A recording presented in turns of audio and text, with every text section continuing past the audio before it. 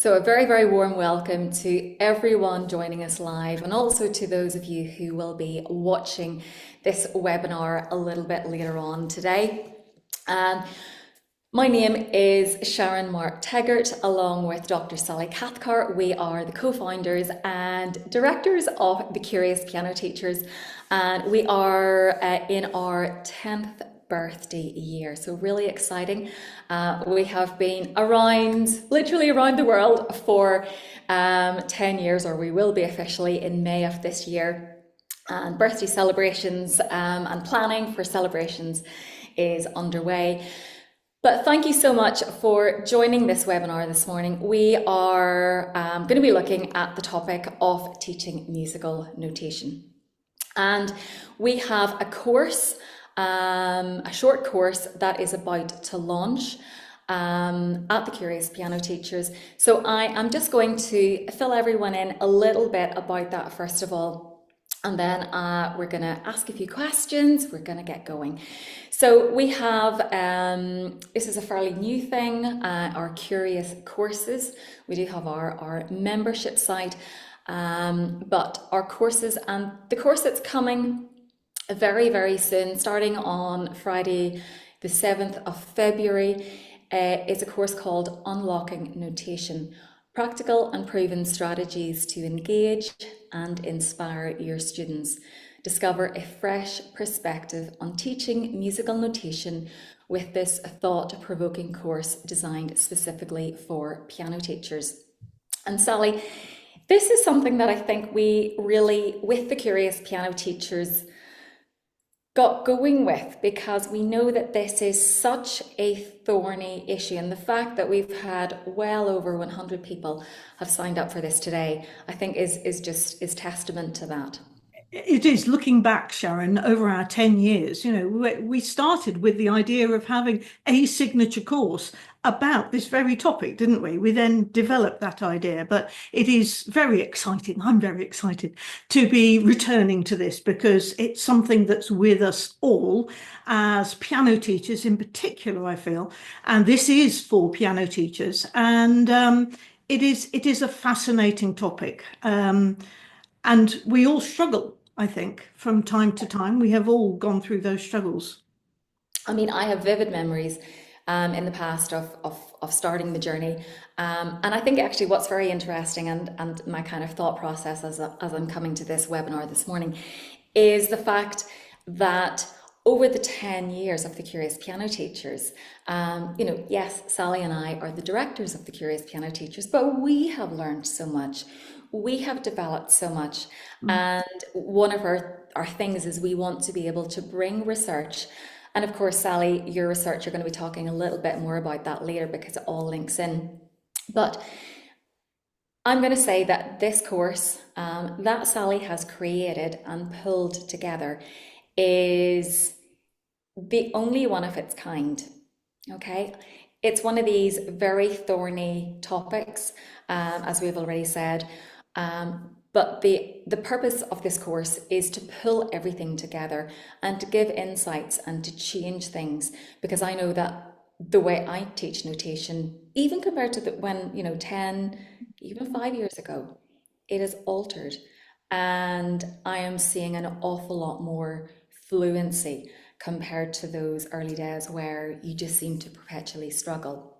So we're going to throw out a question. I'm going to throw it out to everyone listening, so please do type in the chat. I know there are a lot of you on here, so I'm going to do my best to kind of keep up. I'll probably not be able to type it or follow up with everyone's questions, but let's just start off with the question: what are the biggest obstacles you've overcome in regards to teaching musical notation? And Sally, I'm going to go to you first of all, for you to answer the question. So again, the question, guys, is what are the biggest obstacles you've overcome in regards to teaching musical notation? Okay. Well, I think I wrote about this a little bit in the Curiosity Zone, because actually I think the biggest obstacle was myself, because I was an expert in reading. I knew how musical notation sounded. And so that was an obstacle, because I didn't know how to teach this thing, this language that I was already expert in. So I just got in the way totally. And I know we're going to come to this later, but you just end up as a new teacher relying on the tutor books to actually help you find your way through. What about you, Sharon? What was your biggest obstacle? Yeah.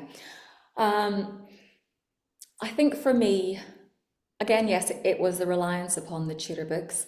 And I think as I delved more into the research, it was realizing that tutor books that offered a middle C approach and rhythmically started with semi-breves, which may seem it's like it's a nice long note, but actually, in terms of students' intrinsic rhythms, they are moving little human beings of crotchets and quavers Yeah, every yeah. single day.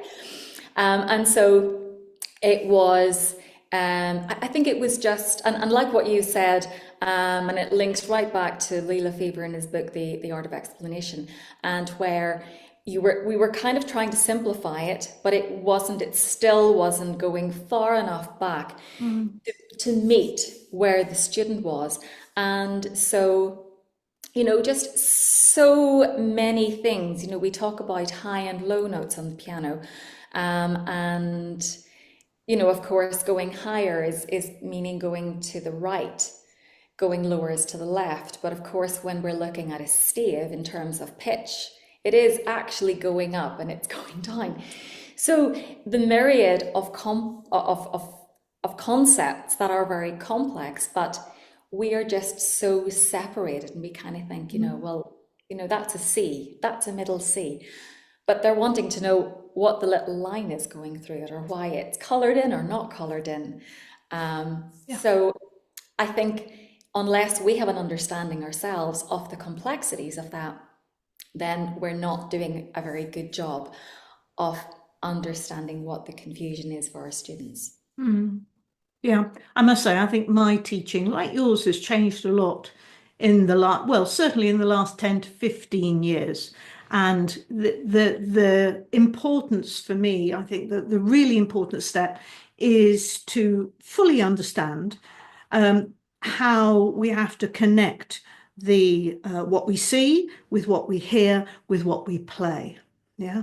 So it's we can't if we can go, and this is the trouble with the piano, and this is why this course is specifically for pianists. Sharon did say, can this extend to other instruments?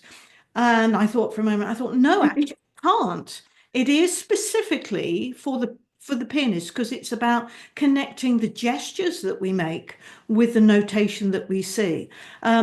So from the piano is quite an easy instrument in that you can see a note and you can see the key that will produce that note. Yeah. So middle C, boing, there you go.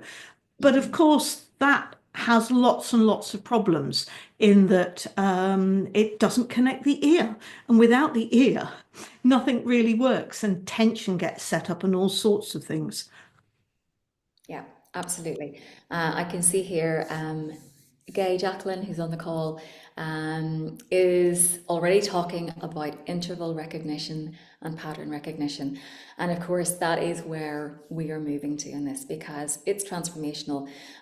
Going through mnemonics, which is why you may have, with the advertising of this particular webinar, have seen the little cow on the stave, which is just reminiscent of all cows eat grass, which was how I started. Sally, mnemonics, is that what you used in your teaching Yeah, as well? yeah, yeah. I think we all I think started they there. were. Can I share a slide with you? Because I want to talk a little bit about why pattern recognition, rather than mnemonics, and landmark notes, which we'll get into, is so important. So I'm just going to show you this picture of a snowfield. And I feel that we have to understand what's happening in the brain when we are, well, any activity, but particularly in notation reading. I am also going to say, that there isn't enough experimental evidence out there. There haven't been enough experiments done into, excuse me, into reading notation. In the same way, as there's been an awful lot of research gone into reading language, not that much has gone into reading notations, I think for one reason or another. But we do know that the brain creates neural pathways, pathways through your brain.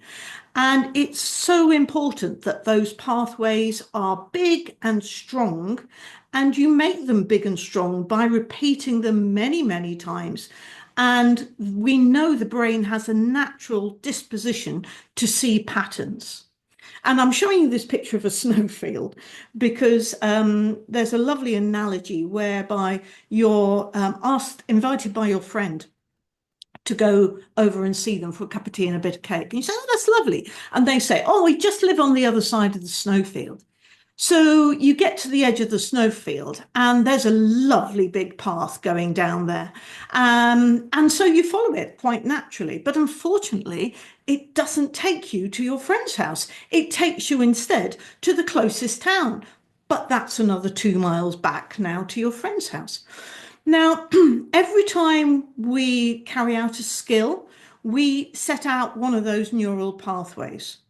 So if you imagine with mnemonics, you have a neural pathway for the remembering of the mnemonic, every green bus drives fast or whatever. And then you have to have another pathway to actually work out whether the note is on a line or a space. And then you'll have a third pathway to actually relate that to the piano. Now, that is a very slow process because what you've got is the brain working really, really hard, absolutely chuntering away at full speed here. And actually what we want to do is them to look at the note and say, that's a G, and know it. And they will do that when there is one really secure, big neural pathway that they've had reinforced time and time and time again. That tells them exactly what that note is. And then from that one note, they can then play patterns and shapes because, again, those are pathways that you've reinforced. They can play those patterns and shapes really easily. So our brain has different parts that see the big picture and other parts that see the small details. So the big pictures are the patterns and the pentachords, and the small details are the landmark notes. Put the two together and you're leading the way towards having some secure readers going on there. Shall I just go on, Sharon, and talk a little bit about tutor books and middle C approach? Because as I said, and Sharon was talking as well about tutor books, I think it's where we naturally go to actually help us work out what it is we're teaching, especially, when we're first starting. And then as we get a bit more experience, we begin to look around a little bit. I'd be really interested if you want to put into the chat what tutor books you're currently using. What are your current favourites? That might be a really interesting thing. There are various approaches that tutor books use, and most tutor books, to be honest, are about teaching notation. And this came out of my research that I analysed all the tutor books that were around at the time, or the top ones, and they were all about teaching notation at its heart. And many of them, in fact, this was 2010 when I did my survey, but 70% of teachers in the UK were using tutor books that used what we call a middle C approach. Now, a middle C approach has some advantages in that they do learn where middle C is quite quickly, and it gives the child a real sense of security. They can put their hands there. However, it has got to be used very, very wisely indeed by experienced teachers. I think it's fine when it's used by an experienced teacher who can be imaginative and creative with it. But as a starting point, it has got some dangers. So here's one of them, the fixed hand position. I want you all to do a little experiment with me. If you could put your thumbs together like that, please, yeah?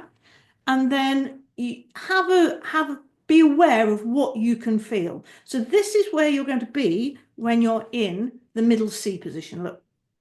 And what this is causing is it's causing a thumb alignment and it's causing tension all the way down here. So where we want to start our students is with a little finger alignment, yeah? An alignment from your elbow down through your little finger. And as you play the piano, if you just put your hands by your side, just naturally let them dangle, bring them up again. There you are. That's where your natural alignment is. That's how we want to play the piano. That's how we want to teach the piano from the very start. And unfortunately, middle C, as you can feel, is really not very comfortable. Look how the elbows come into the side. I always like to tell my students, just float your elbows away. I talk about them having their little water wings on here so they can feel that sense of lift along here. So that's one problem. Tension builds up very quickly here.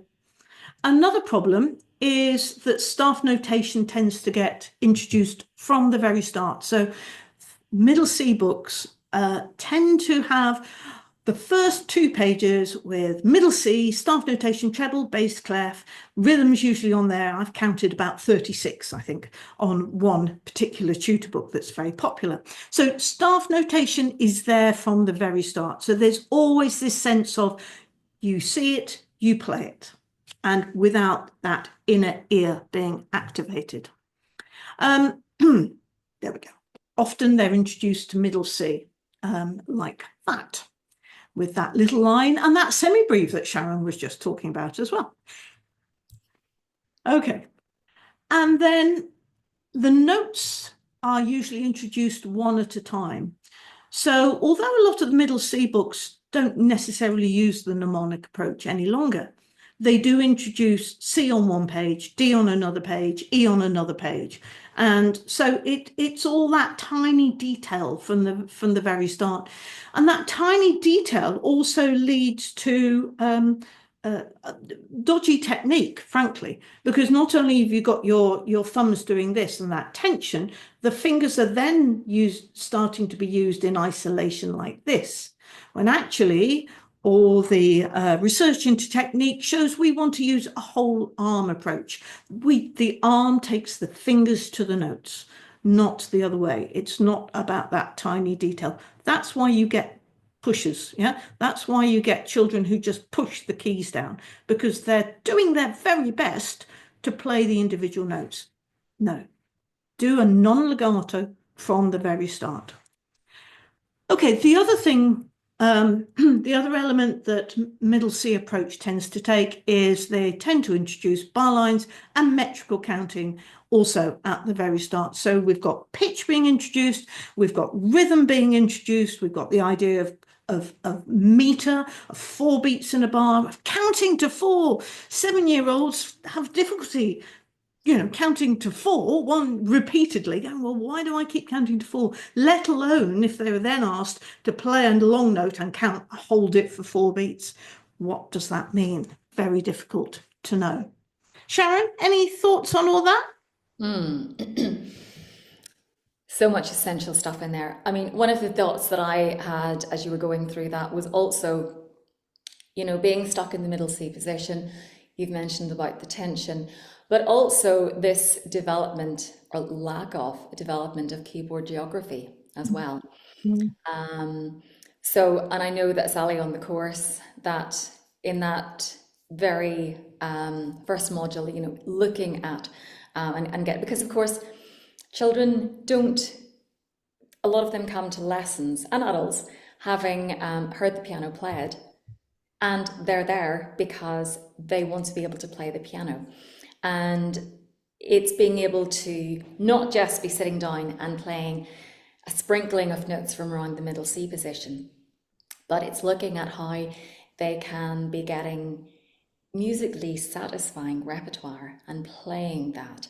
I have taken on, it's been a little while since I've taken on a beginner, but I took on one back in September 2024, and I'm absolutely loving it, and she's loving it as well. And again, we are very much putting all of this sort of thing into practice. And yeah, so I would say as well, Sally, the keyboard geography and moving around and getting to know the entire keyboard. Because again, we're back to patterns on the keys as well. Yeah, yeah. And I was reading a bit of research, as I say, there's not an awful lot out there, but a French researcher, I think based in Canada, called Como, Emonts, I'm not sure what his first name is, has done a little bit of research back in 2013 where he created a computer model actually of a middle C approach compared to an intervallic approach. Because, of course, an intervallic approach really is one of the other most popular approaches. And the computer model showed that the middle C approach had an easier start in terms of grasping the concepts that they were being introduced to. But then it just kept going up and up and up and up in terms of the level of difficulty, how much it was having to work. Whereas the pattern, it actually hit a ceiling in terms of cognitive, what it was having to model very early on because it was having to deal with larger expanses of the piano. But then that ceiling just stayed there. So it was the same all the way through. So in other words, the pattern reading, the intervallic model actually gets you working right from the start in a much more holistic way. That's how I read the research really going on there. And Yeah. we've just had a question. I'm just looking here at the comments. A lot of users for Piano Safari, with other various books that have been put in there as well. Gay Jacqueline has just asked, what's intervallic? Okay. So really glad you asked that question, actually, Gabe. So an intervallic approach is when you associate the visual patterns that you see, like a fifth, do, do, the young beginner is already associating that with what it looks like on the stage and what it sounds like on the piano. So it's not just one note at a time, but it's reading the steps or the skips, the seconds or the thirds. And that is an integral part of the learning really from early on. I mean, just very briefly, there are four main approaches to notation reading. And it's fascinating to read the different books. There isn't a perfect book out there, but what's important is that we all understand what approach our books take. You've got the middle C approach, which I've just outlined. You've got the intervallic approach, where they're reading via intervals and patterns. You have then got the multi-key approach, which also uses an intervallic approach, but you move and do it in different keys. So it is more five-finger based, that is. And then you've got what's called the eclectic approach. And the eclectic approach is one that brings together all the best things of the middle C, the intervallic, and the multi-key. So Faber Piano Adventures, for example, is an example of an eclectic approach that brings together all these different elements. And then when I was doing my PhD, I gave the natural approach to a term to another set, which are much more European in publishing. So things like it's just gone off my head. It's Piano Method, that's right, by La Just Pack.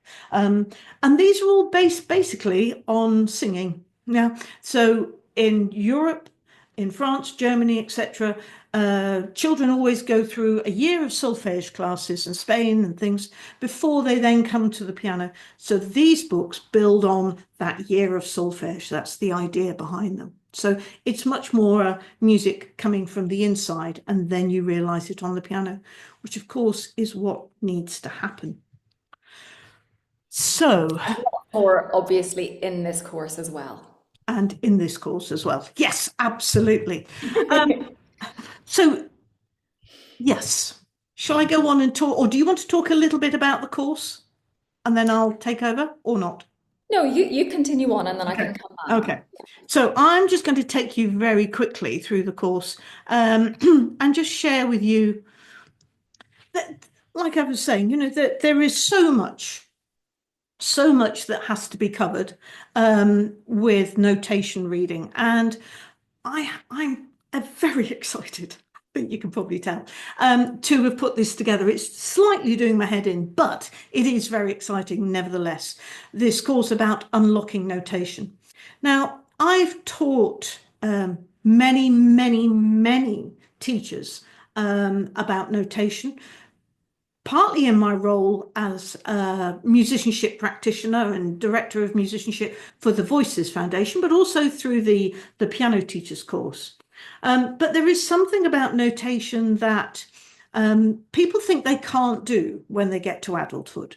If they were bamboozled by their teachers with the middle C approach, then they tend to get to adulthood thinking they failed. I'm not very musical. I can't tell you the number of times I've been told that. I'm not very musical. I can't read music. And I say, oh, yes, you can. We just need to unlock it for you in the right way.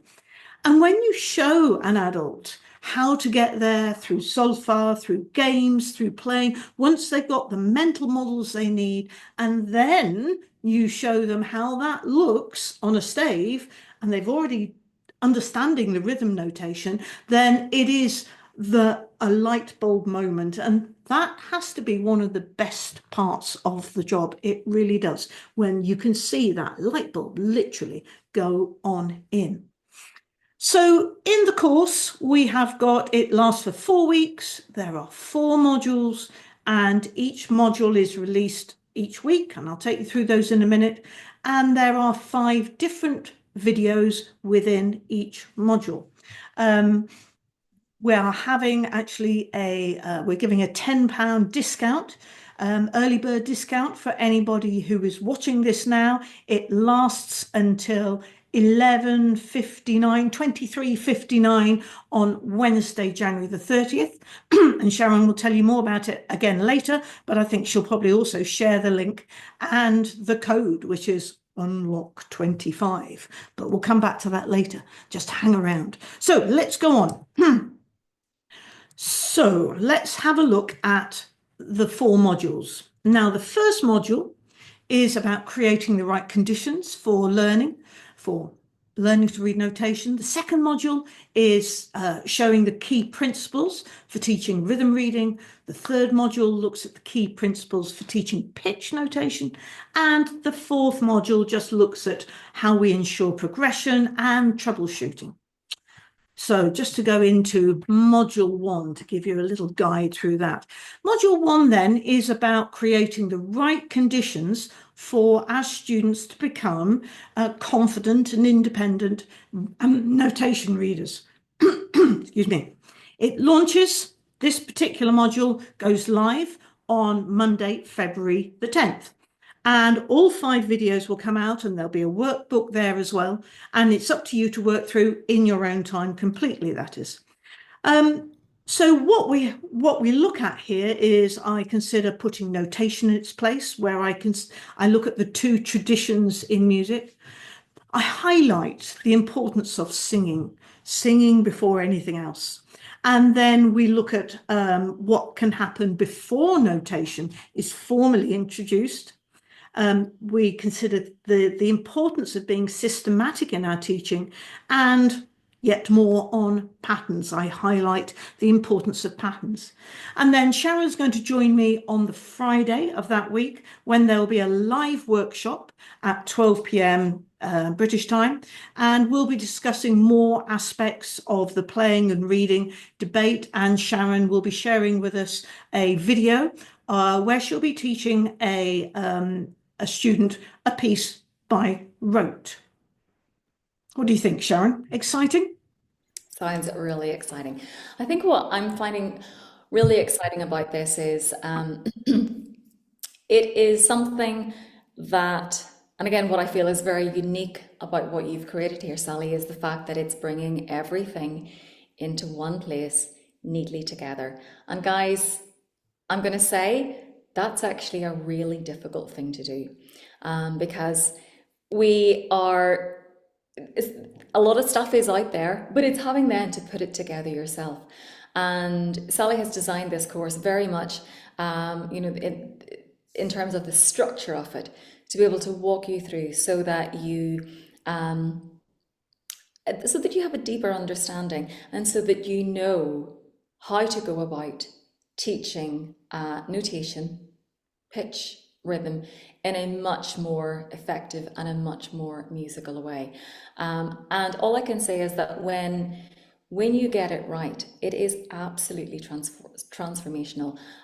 Because again, going back to I'm teaching kind of 25 or so years now, and I cannot start to even compare the size of the spectrum compared to now and way back then. Let's put it this way, I wouldn't like to be even attempting to try and do what I did when I started, because again, as Sally says, you do look to a tutor book to give you that structure. So I do feel, Sally, what you are achieving by bringing all this together in this way is actually having that kind of one-stop thing, one-stop resource that helps people to, first of all, understand and get a deeper understanding of what the issues are, and then leading through with practical and proven strategies that teachers can apply in lessons. Thank you, Sharon. Well, I hope so. And I hope that I know there'll be things that I will have missed out. But that's why the Friday live workshops are there. So you can shoot through questions that you've got that you want further clarification on. I just wanted to talk very briefly about 1.3, which I've called pre-notation. But this is about how we pre-frame the notation reading. So we're not just putting the music on the stand and saying, this is where you play now. We're showing them notation in the same way that they get to see storybooks before they understand the letters. And I don't see why we don't do the same with notation as well. Why we don't play them pieces and show them the notation on the piece. And again, this is about getting them playing pieces that they can't possibly read yet, but nevertheless helping them to see the link between what they play and what is on the page. So this is a reverse engineering, if you like. I've never thought of that before, but it's play here, see it. Yeah, it's that way around. So it's an interesting module where we're just looking at making sure you have got the tools, because this is about you, the teacher, having a toolkit. You've got the tools that you can start your students off in with the confidence that you're sending them on the right path. Shall I go on to the next module then, Sharon? Yep, absolutely. Okay. So in module 2, we're going to be considering the key principles for teaching rhythm reading. And in this particular module, we are just focusing then on rhythmic concepts. And we've taken 5 key principles. And you'll find these same 5 coming back when I show you about the pitch. So we're going to highlight the importance of starting with that sound, engaging that ear. I'm going to be giving you the strategies that I use for introducing rhythm in musically meaningful ways.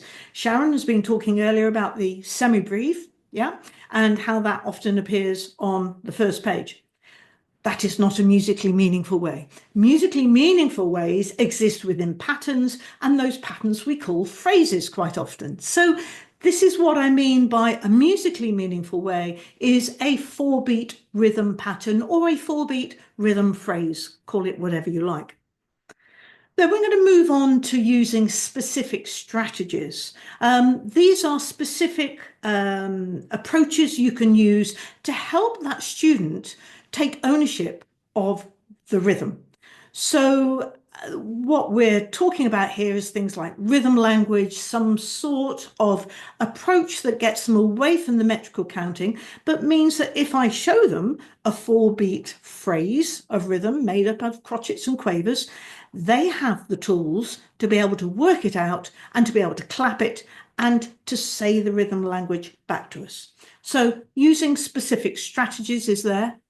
Then we've got giving direct instructions, and one of my favorites, being persistent and consistent. And that will be looking at ideas for games and other activities that you can use to actually reinforce the learning, because the reinforcing the learning helps that brain pathway get stronger and fatter and quicker. Because what we want to do is we want to take our students from a point of having to think about it, consciously thinking about it, and repeat it so many times that eventually that becomes an automated process and that disappears. That's why we're all experts, because we've automated all that, yeah? And that's gone into our subconscious. We no longer have to think about it. And that means we can then build on the next concept. And you rehearse that until that also becomes a subconscious way of doing things. And I'll show you what I mean during this module a little bit more. Friday, we'll have a live workshop again, where we'll be discussing rhythm and playing some more games, actually. Should be a lot of fun, that one. Sharon? Thank you, Sally. I'm just in the middle of typing here. Oh, sorry. Oh, no. It is quite all right. So I am just giving everyone a message because I think people are getting in there to get signed up. There might be a little bit of an issue regarding the member code, but we're looking into that. So all I was just typing there was to say that we are going to be sending out an email. You'll be getting that later on today. Everyone who has registered for this webinar today, there will be an email that will go out. So we will take a look at if there's any issues remaining there, we'll get those ironed out and let you know exactly what you need to do regarding whether you're a member or a non-member. So sorry, Sally. That's all right. Yes. I'm sorry about the issues you're having. That's quite all right. That's quite all right. We will get all issues can be sorted. Yeah, of course they can. Of course they can. Shall we go on to module 3, do you think? I think so, yes. Okay. All right. So when we move on to module 3, this has the same outline. And this time we're looking at the key principles for teaching pitch reading. Now, this module has 2 big videos in it. Most of the videos that are in the modules are quite short, between 5 to 8 minutes, I suppose. But 3.2 and 3.3 are a little bit bigger. And you've got to bear with me because I've tried to show you some practical demonstrations. I was on the floor on Sunday making these videos and showing you where things go and some of these strategies I use. So those are a little bit bigger. But on the whole, I think each module, module 2 and module 3 are about, you probably need to allow something like 90 minutes in the week to really cover it properly, to watch it, you'll have a lovely workbook to make your notes. Module 1 and module 4 are probably about an hour. So we reckon the course is going to be about 9 hours long, not 9 hours of video, but 9 hours of watching the video and having a bit of time to reflect. So with module 3, again, we're looking at the importance of how to introduce the pitch notation in musically meaningful ways, starting with the sound again. And again, this using of specific strategies. So you could say that the mnemonic, every green bus drives fast, and cows and things, that's a specific strategy, which it is, but we're moving away from that. So I'll be giving you some alternatives, which all you have to do is think, how does this principle fit into what I do? It's not about necessarily copying exactly what we're offering here, but what we want you to do is start to think about how you introduce notation and build your own toolkit. We're also going to look at this idea of giving direct instructions. Now, what that's to do with is when you're introducing a brand new concept, you do have to do direct teaching. Those of you that know Sharon and I will know that we love our questions. We love asking questions, but it's that curiosity zone. But in order to have a curiosity zone, you've got to know something.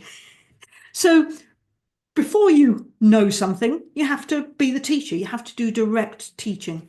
And then it shows you how to give guided practice. So you help the student to practice that particular new concept, which then leads you into independent practice. So 2 really important things, guided practice and then independent practice. And we're talking about this in quite different weeks, probably even months maybe.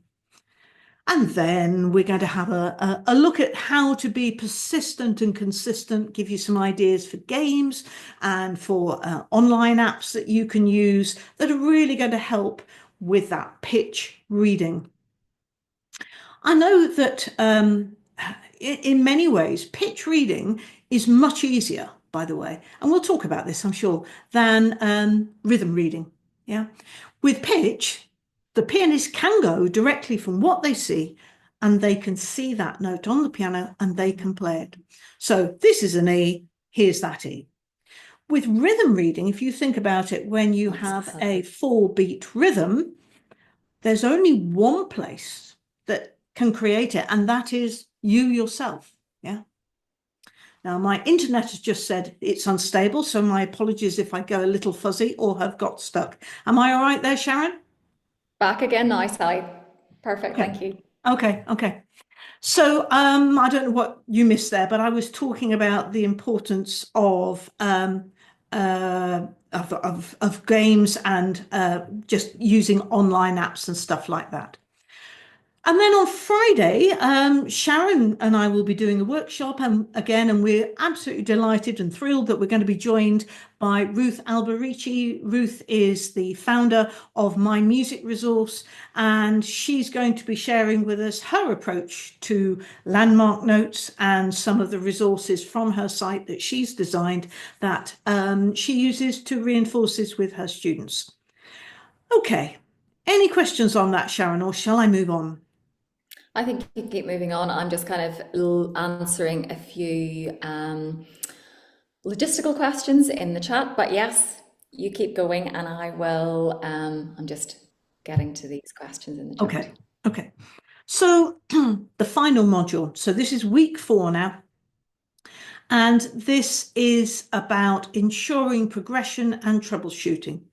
So module 2 is about introducing rhythm and some strategies. Module 3 is about introducing pitch. And of course, that in some sense is the easy bit, because then we've got to make sure that the pitch and the rhythm come together and that everything works and that we keep on working at notation reading. So we're going to look at the long view. So how long, for example, does it take for our students, primary age children in particular, to learn to be independent readers? And I think it takes us longer than we all used to think. And I think the conversations we have in the Curiosity Lounge about this absolutely reinforce. It takes longer than you think. And you, the teacher, have to keep reinforcing in as many creative and curious ways as you possibly can. So we're going to look at that. And then we're going to look a little bit more at that idea of separating out the learning, which is we've got the rhythm and we've got the pitch. How do we bring all that together? What are the physical movements that we also need to be bringing into the mix? That will also be considered in that particular video.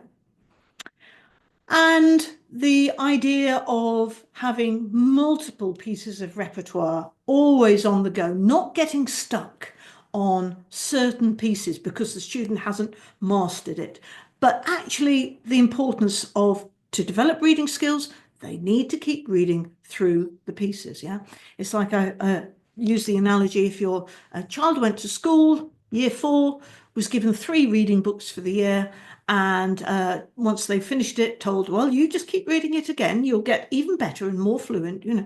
That's not really going to help all the areas of their reading. It will help certain things, yeah, but actually what we want to do is give them a rich and stimulating environment of pieces that they are motivated to learn, and that actually is going to make them keep working that brain really hard and creating those new pathways.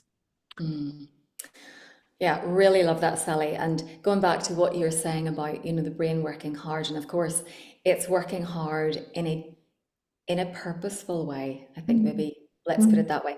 Because of course, if they're, going through mnemonics, everything is working hard, but what they're hearing out the other end, as it were, is not very satisfying. So what we're talking about here is motivation as well.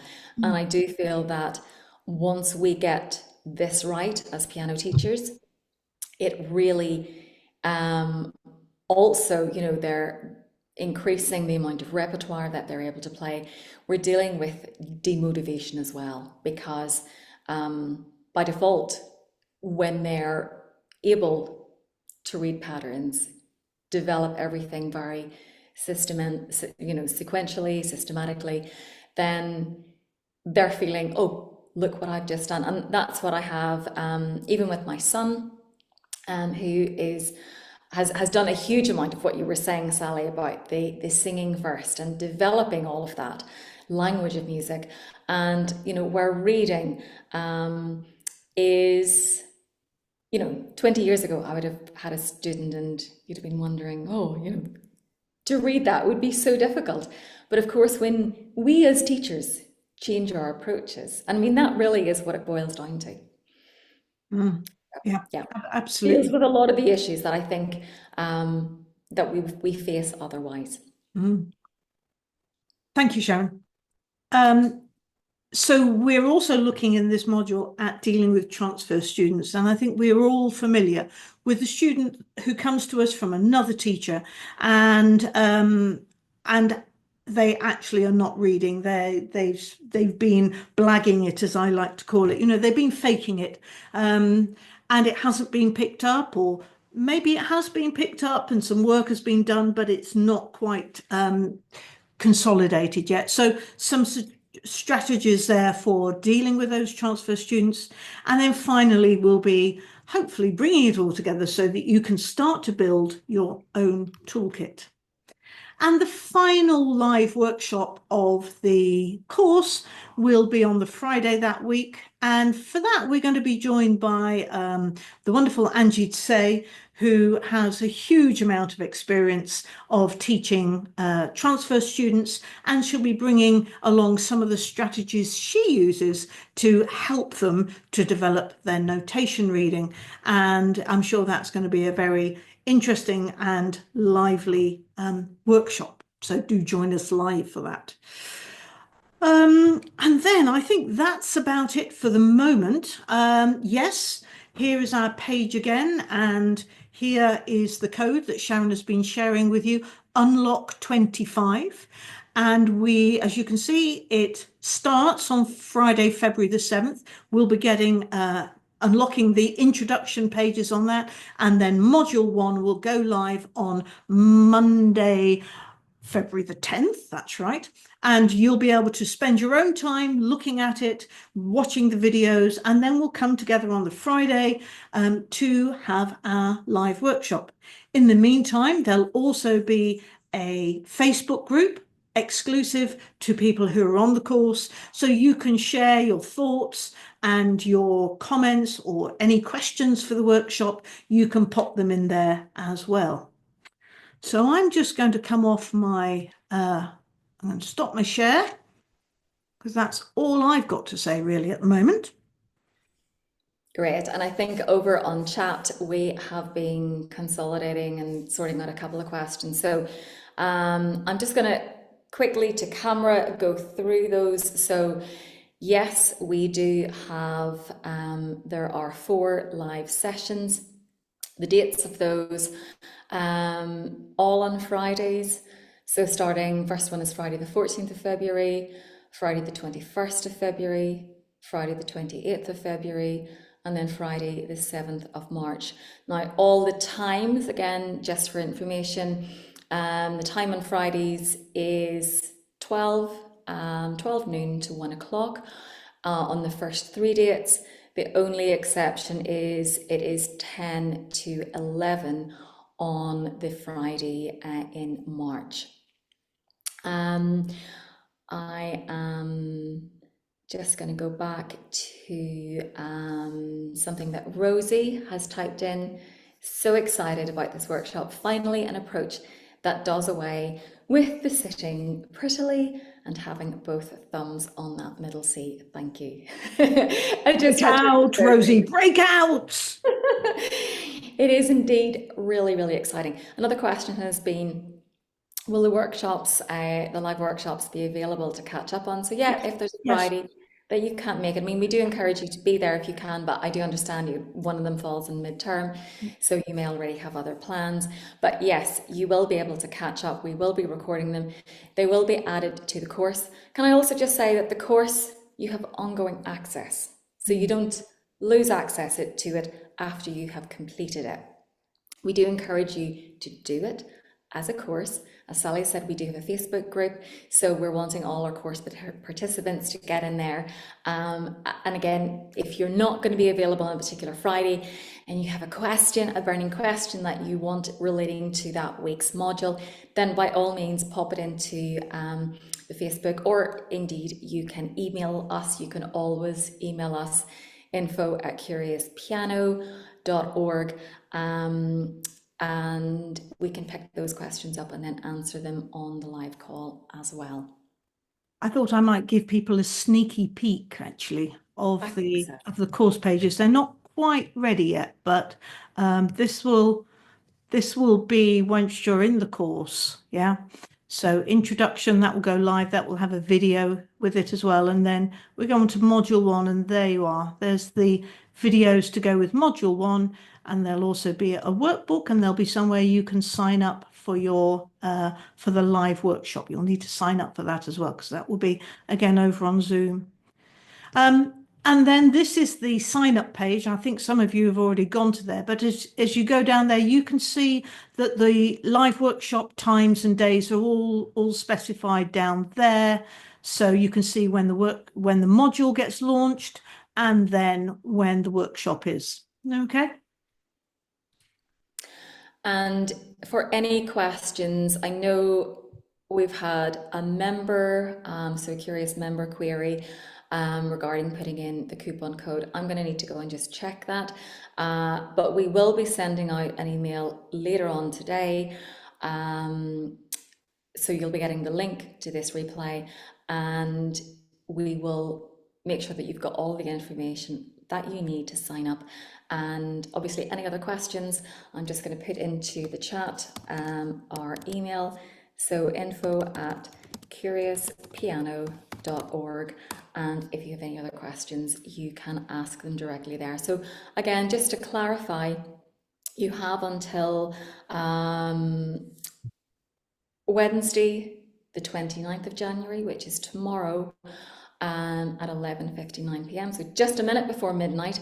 Members get the course at £37 instead of £47.